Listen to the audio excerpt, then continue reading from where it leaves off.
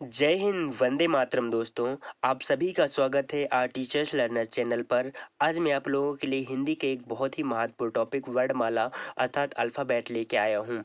यहाँ से हमेशा प्रश्न 2 से 5 नंबर का ट्रेंड करता है, जो कि हमारे लिए बहुत ही महत्वपूर्ण होता है। तो चलिए शुरू करते हैं वर्णमाला को, क्योंकि आप सभी को पता है टाइम का कितना महत्व होता है। चलिए इससे शुरू करते हैं वर्णमाला को।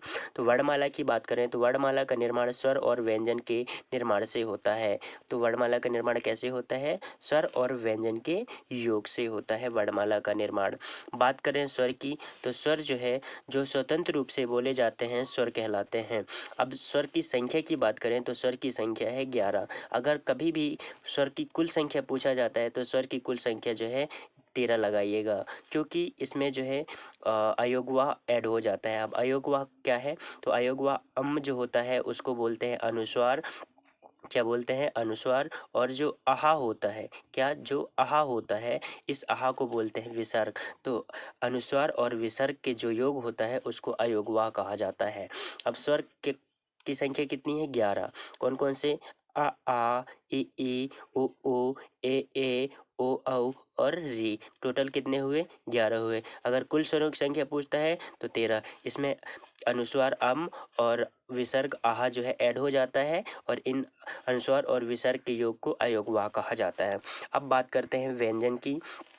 तो व्यंजन जो है, ये जो है व्यंजन को क्या बोलते हैं? कॉन्सोनेंट। और ये जो है जो स्वर की सहायता से बोले जाते हैं वो व्यंजन कहलाते हैं। जैसे कि जे का की बात करें तो का निर्माण ऐसे ही नहीं हो गया है। का निर्माण जो है आधा का प्लस आ से मिलके जो है किसका निर्माण हुआ है? पूरा का निर्माण हुआ है।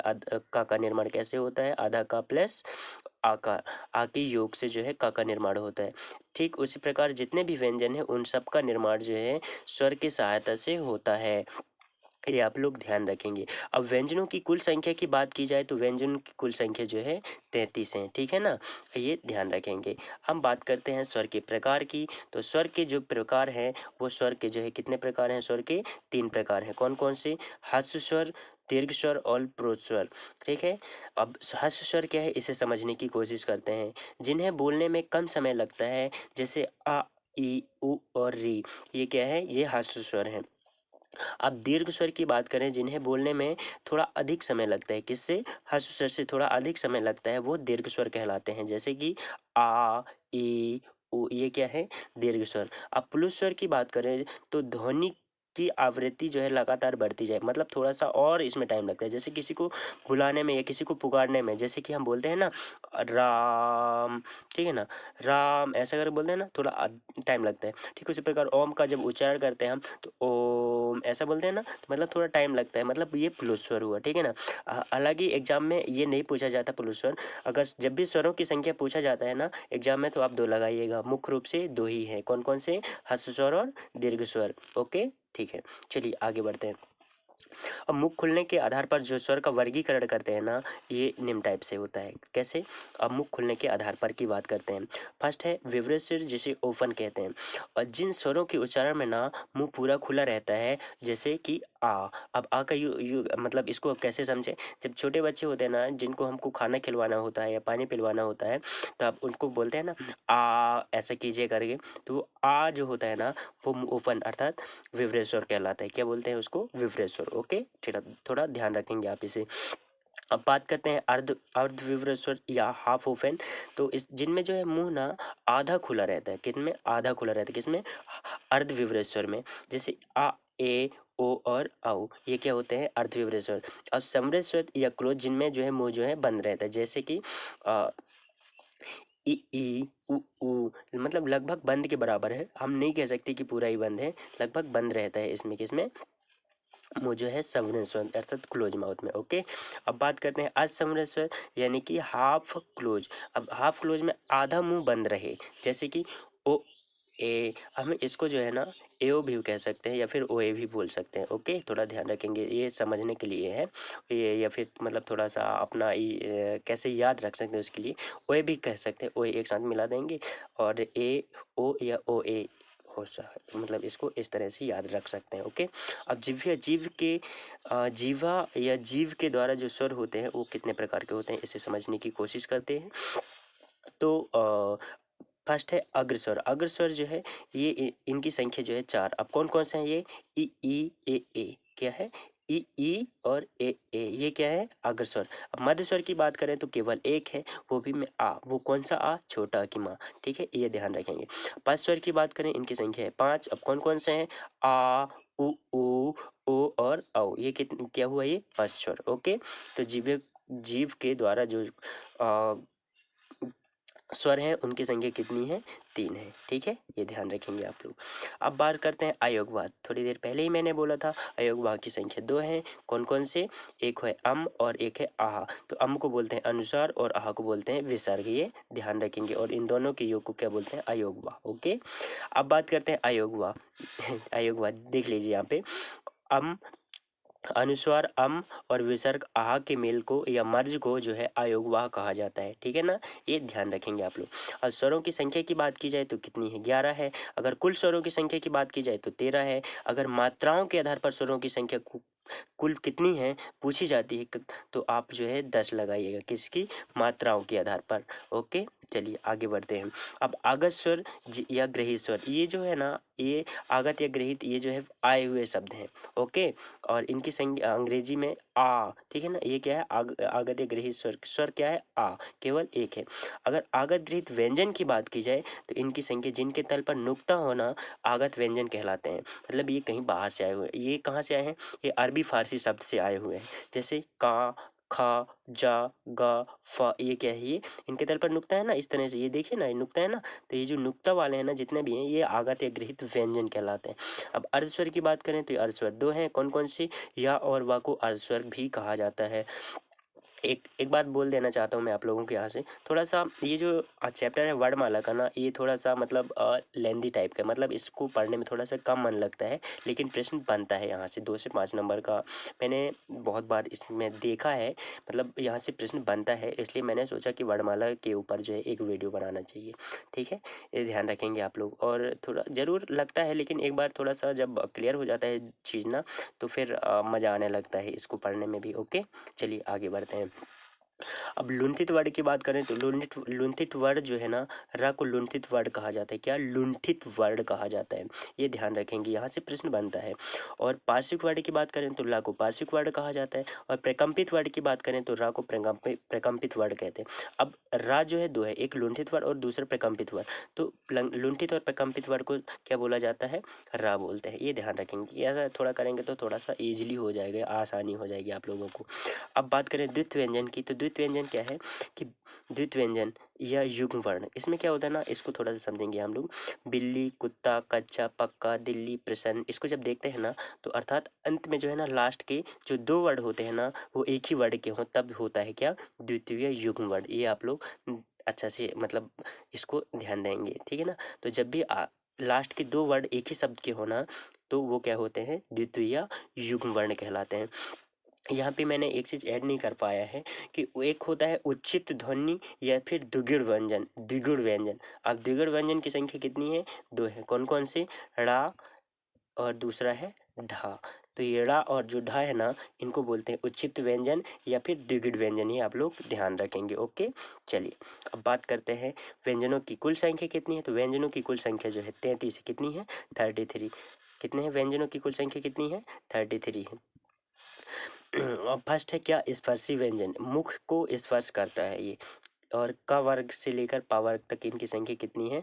25 है। ठीक है ना, अब ये स्पर्शी व्यंजन मुख को स्पर्श करता है। ओके, अब बात करते हैं किसके? क वर्ग। क वर्ग में जो है, मतलब ये जितने भी वर्ग है ना, क वर्ग से लेके प वर्ग तक, इनमें संख्या 5-5 है। ओके,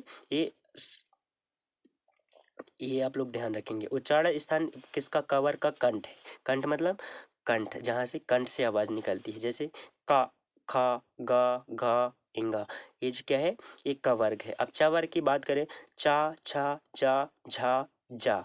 ये क्या है? ये इनका उच्चारण स्थान क्या है? तालु। तालु अर्थात जो हमारा मुंह है ना, उसके ऊपर वाला भाग को तालु बोलते हैं। ओके, ये क्या हो गया? च वर्ग। अब ट वर्ग की बात करें तो ट वर्ग में टा, ठा, डा, ढा, ढ़ा, ये मूर्धा है। इसका उच्चारण स्थान क्या है? मूर्धा। जो तालु है ना हमारा, उसका थोड़ा पीछे वाला भाग क्या होता है? थोड़ा पीछे अंदर की साइड क्या होता है? वो मूर्धा होता है। अब ता वर्ग की बात करें ता, था, दा, धा, ना, इसका उच्चारण स्थान क्या है? दंत अर्थात दांत है। दांत की सहायता से इसको तावर को बोलते हैं। पावर की बात करें, इसका उच्चारण स्थान ओष्ठ है, इसको ओष्ठ की सहायता से बोलते हैं या फिर होठ की सहायता से बोलते हैं। जैसे पा, फा, बा, भा, मा, है ना? तो ये इसका उच्चारण स्थान क्या है? पा है। ओके। अब व्यंजन की बात करें, अंतःस्था व्यंजन, तो इसकी संख्या कितनी है? 4। अब कौन कौन से हैं? या, रा, ला, वा। या, रा, ला, वा, ये क्या है? या, रा, ला, वा, ये क्या है? अंतःस्था व्यंजन, और ये इनकी संख्या कितनी है? 4। अब संयुक्त व्यंजन की बात करें तो इनकी संख्या भी 4 है, और अंतःस्था और संयुक्त व्यंजन से बहुत ही प्रश्न बनते हैं, और ये जो संयुक्त व्यंजन है यहाँ से सबसे ज़्यादा ही प्रश्न बनता है। क्यों? क्योंकि ये जो है ना, मिश्र व्यंजन या संयुक्त व्यंजन कहलाते हैं। अब छ की बात करें, जैसे छतरी की, तो ये 2 शब्दों से मिलकर बना है। कौन कौन से? आधा का और आधा सा से। अब ये जो सा है ना, ये कौन सा षटकोण वाला जो सा है ना, ये ध्यान रखेंगे। कभी कभी ना आधा का तो दे देता है, लेकिन कभी सरौते का सा देता है, तो कभी शक्कर वाला सा देता है, और इसमें आता क्या है? षटकोण वाला सा। तो ये ध्यान रखेंगे आप लोग। जो छतरी है, इसका निर्माण कैसे होता है? आधा का और आधा सा के योग से। और त्र की बात करें, ये आधा ता और र से जो है त्र का निर्माण होता है। ज्ञ की बात जब भी करें तो आधा जा और ज से निर्माण होता है। इया जा, ये आधा जा है और यहाँ इया है ना, ये ध्यान रखेंगे। इया, ये इया, इससे मिलके जो है किसका निर्माण होता है? ज्ञ का निर्माण होता है। और स्र की बात करें तो अधः सा, क्या अधः सा और र से जो है ना किसका निर्माण होता है? स्र का निर्माण होता है। तो संयुक्त व्यंजन में इनकी संख्या 4 है, और इन चारों से हमेशा प्रश्न बनता है, ये आप लोग ध्यान रखेंगे, और आगे भी बनने की पॉसिबिलिटी है। ओके, चलिए आगे बढ़ते हैं। अब अल्प प्राण की बात करें तो अल्प प्राण नाम से स्पष्ट है। अल्प मतलब कम, मतलब जिनको बोलने में कम हवा निकले, कहाँ से? मुंह से, और जिनको बोलने में थोड़ा ज़्यादा हवा निकले वो महाप्राण कहलाते हैं। अब का से प वर्ग तक तो ठीक है, ये समझ में आया। अब इनकी जो संख्या है 5-5 सब में है, इनको भी एक रो दे दिए गए, मतलब दे दिया गया है। 1 2 और ये 4, ठीक है ना? ये थोड़ा सा आप इसको अच्छे से समझने की कोशिश कीजिए। कवर की बात करें, कवर में तो 5 है ही। अब इसको थोड़ा समझना, अल्प प्राण को कैसे समझते हैं। 1 3 5 प्लस अंतःस्था जो व्यंजन है, ये किस में आते हैं? अल्प प्राण में। आप कैसे 1 3 5 कैसे? ये हो गया 1, ये हो गया 3, और ये हो गया 5। 1 3 5 प्लस ये अंतःस्थ या, रा, ला, वा, ये क्या कहलाते हैं? अल्प प्राण कहलाते हैं, ठीक है ना? अगर इनकी बात की जाए, इनकी संख्या कितनी है? 5 10 15 और 5 15 और 4 19, तो 19 जो है किसकी संख्या है? ये अल्प प्राण की संख्या है। ये आप लोग ध्यान रखेंगे। तो मैं उम्मीद करता हूँ कि आप लोगों को अल्प प्राण जो है थोड़ा समझ में आया होगा। अब महाप्राण की बात करें तो महाप्राण अब बच गया क्या? 1 3 5 तो हो गया, 1 3 और ये 5 प्लस अंतःस्थ, ये क्या हो गया?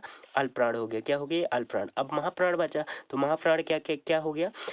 2 प्लस 4, और साथ में अंतःस्थ हो गया, तो उसमें आता है ऊष्म व्यंजन। अब ऊष्म व्यंजन क्या है? सा हा, ये ऊष्म व्यंजन है। तो ऊष्म व्यंजन किस में आ जाएंगे? महाप्राण में। तो महाप्राण और अल्प प्राण थोड़ा सा आप लोगों को समझ में आया होगा।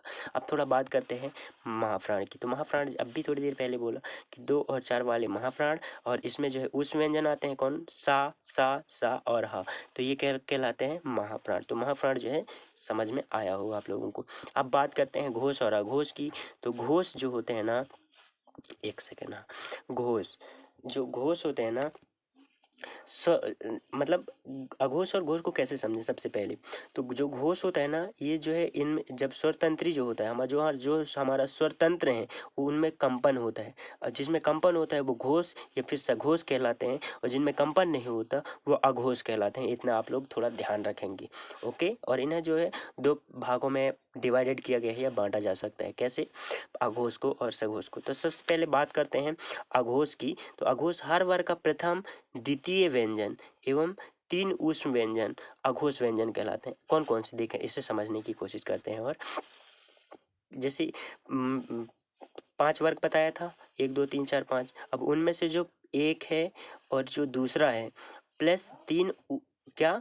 3 जो है ऊष्म व्यंजन। कौन कौन से? तीनों सा, ये तीनों सा, ये क्या कहलाते हैं? ये अघोष कहलाते हैं, ठीक है ना? इसको आप लोग ध्यान रखेंगे, यहाँ से प्रश्न बनता है। ओके, अब बात करते हैं घोष की। तो अब जब कितना 1 3 5 तो हो गया, मतलब 1 और 2 हो गया और 3, 1 सेकंड। यहाँ से अब प्रत्येक घोष की बात करें, प्रत्येक वर्ग का तीसरा, चौथा एवं पांचवा वर्ग जो है सघोष में आता है। साथ ही अंतःस्थ भी आता है। और जो उस व्यंजन था उसमें क्या बचा था, हा बच गया था। तीनों सातों उसमें चला गया था, किसमें, अघोष में। अब बचा सघोष में, तो सघोष में हा आ गया। तो ये क्या हुआ, इससे जो निर्माण हो रहा है, मतलब किसका निर्माण हो रहा है, सघोष या घोष का। तो तीसरा, चौथा और पांचवा वर्ग प्लस अंतःस्थ, ये किस में आता है, अघोष में आता है। और इसको थोड़ा और अच्छा समझने का, अब ये हो गया तीसरा तीसरा वर्ग, ये हो गया चौथा वर्ग, और ये हो गया पांचवा वर्ग। ओके। और प्लस यार अलावा ये हो गया अंतःस्थ, और ये हा हो गया उस व्यंजन। तो ये सब, इन सब से मिलकर किसका निर्माण हुआ, ये घोष या फिर सघोष का निर्माण हुआ। ये आप लोग ध्यान रखेंगे। ओके। चलिए अब बात करते हैं पॉजिटिविटी। पॉजिटिविटी, अब जब क्या होता है ना, कभी कभी हम जब पढ़ते हैं तो हमारा जो मन है कभी कभी विचलित हो जाता है, कभी इधर की बातें याद आ जाती हैं, कभी उधर की बातें आ जाती हैं। तो उसके लिए हमें जो है अपने आप को पॉजिटिव कैसे रखना है या फिर सकारात्मक कैसे रखना है, तो इसको थोड़ा अच्छे से समझने की कोशिश कीजिए आप लोग। पॉजिटिविटी की क्या होता है ना, कभी कभी जब हम कोई भी काम अच्छा से कर रहे होते हैं या फिर दिल से कर रहे होते हैं ना, तो हमें कभी घबराने की ज़रूरत नहीं है होती है। ये हमारा जो पॉजिटिविटी होती है, जिसको थिंकिंग पावर बोलते हैं, जब हम अच्छा काम करते हैं तो हमारे माइंड में या मस्तिष्क में जो है अच्छा विचार आता है। ठीक है ना। अब अच्छा विचार कैसे आएंगे, जैसे कि सबसे पहले तो हमें अपने फैमिली में देखते हैं, तो जो हमारे पेरेंट्स होते हैं उनका हमें अच्छे से केयर करना चाहिए, क्योंकि उन्होंने हमें इतना मेहनत से पाल पाल पोस के बड़ा किया है और हमें पढ़ाया लिखाया है। और तो हमारा भी ये फर्ज बनता है या फिर हमारा ऑनर्स या फिर दायित्व या हमारा ड्यूटी ये कहता है कि हमें अपने पेरेंट्स की जो है हमेशा देखभाल करनी चाहिए, उन्हें क्या चाहिए ये सब पूछना चाहिए, है ना। और एम्बुलेंस की बात करूँ तो एम्बुलेंस जब भी हम सड़क पे चल रहे होते हैं या फिर रास्ते में चल रहे होते हैं, तो जो एम्बुलेंस आती है उनको फर्स्ट प्रायोरिटी दीजिए, क्योंकि उनमें जो है बहुत ही क्रिटिकल कंडीशंस होती हैं, तो उनको फर्स्ट फर्स्ट प्रायोरिटी देनी चाहिए और जगह देनी चाहिए जाने के लिए। अगर हो सके तो फिर गरीबों की सहायता करनी चाहिए। अब गरीबों की सहायता कैसे करें, देखिए, अब अगर हमारे पास थोड़ा सा मतलब आवश्यकता से ज़्यादा है, तो हमें ऐसा लगना चाहिए कि हमें जो है इनकी हेल्प करना चाहिए, क्योंकि अब इनका ना तो कोई है ना कोई हेल्प करने वाला है, तो इनका अ, अब हम ही सहारा है। अब भले ये कह नहीं सकते, और आप लोगों को तो पता है कि गरीबों का जो दिल होता है वो कैसा होता है। खैर ये बताने की बात नहीं है, है ना। तो ये इंटरनल जो सोल जो होता है हमारा, अंतर आत्मा जिसको बोलते हैं, वो सकारात्मक पॉजिटिविटी जो है देता है इन सब चीज़ों करने से। और एक बात और, अच्छी लोगों के जब हम साथ रहेंगे ना, तो हमारे मन में मस्तिष्क में अच्छे अच्छे विचार आते हैं। अब हमेशा जो है ना, हमें जो है सही रास्ता का चयन करना चाहिए, और जो गलत रास्ता है ना उससे दूर होना चाहिए। अब सही और गलत क्या है, जब हम कोई अच्छा काम कर रहे हैं तो वो सही है, और जब हम गलत काम कर रहे हैं तो वो गलत है। अब इसको भी थोड़ा सा समझने की कोशिश करेंगे। जो क्या होता है, डायरेक्शंस होता है, ये एक डायरेक्शन से मान लीजिए, और यहाँ से दो राहें हैं। यहाँ पे एक व्यक्ति खड़ा है, और इसको जो है ये मतलब यहाँ बीच में सेंटर में एक व्यक्ति खड़ा है। एक सेकेंड, यहाँ पे ये क्या है, एक रास्ता है, और यहाँ से दो राहें हैं। यहाँ पर एक व्यक्ति खड़ा हुआ है, इसको इधर जाना है कि इधर जाना है ये डिसाइड नहीं कर पा रहा है। तो अगर ये इधर जाएगा तो इसको बेनिफिट हो रहा है, और इधर जा रहा है तो इसको लॉस हो रहा है। तो ये स्वाभाविक सी बात है, ये जो व्यक्ति है ये इधर जाने के लिए सोचेगा। तो ये मतलब अपने आप में सही डिसीजन लेना, मतलब मैं किधर जाऊंगा तो मेरे को बेनिफिट रहेगा। तो ये होता है राइट वे। ओके। अब इस इधर चला गया तो मतलब रॉन्ग वे में चला गया, अब रॉन्ग वे में जाएगा तो मैं उसको घाटा होगा या फिर नुकसान होगा। तो क्यों कोई व्यक्ति रॉन्ग वे में जाना चाहेगा, हमेशा जो है अच्छे मतलब सही रास्ता में जाने की कोशिश करें। ठीक उसी प्रकार आप लोग भी सही रास्ता में जाने की कोशिश कीजिए, और मुझे जो है आप लोगों से कुछ नहीं चाहिए, ठीक है ना। मुझे जो है आप लोगों का प्यार यूं ही मिलता रहे, और कुछ नहीं चाहिए। ना तो मैं 5 पैसे के लिए काम कर रहा हूँ आप लोगों के लिए और ना मुझे आप लोगों से 5 पैसा चाहिए। बस मैं चाहता हूँ कि आप लोगों को सही जानकारी मिले, सटीक जानकारी मिले, बस यही चाहता हूँ। ओके। अब बात करें चैनल की सब्सक्राइब की, तो अगर आप लोगों को वीडियो पसंद आ रहा है तो चैनल को सब्सक्राइब कर लीजिए, क्योंकि आप लोगों को जब जब भी मैं नया वीडियो डालता हूँ या डालूँगा तो आप लोगों को उसका जो नोटिफिकेशन है वो आपको शो करेगा। और ये हमारा चैनल है आर टीचर्स लर्नर। अगर आप लोगों को वीडियो पसंद आ रहा है तो आप लोग लाइक कीजिए, सब्सक्राइब कीजिए। अगर नहीं आ रहा है तो कोई ज़बरदस्ती तो करने वाली बात नहीं है। खैर आप लोग तो खुद ही समझदार हैं किसे लाइक करना है, किसे सब्सक्राइब करना है। ओके, बस आज के लिए इतना ही। जय हिंद, वंदे मातरम, थैंक यू।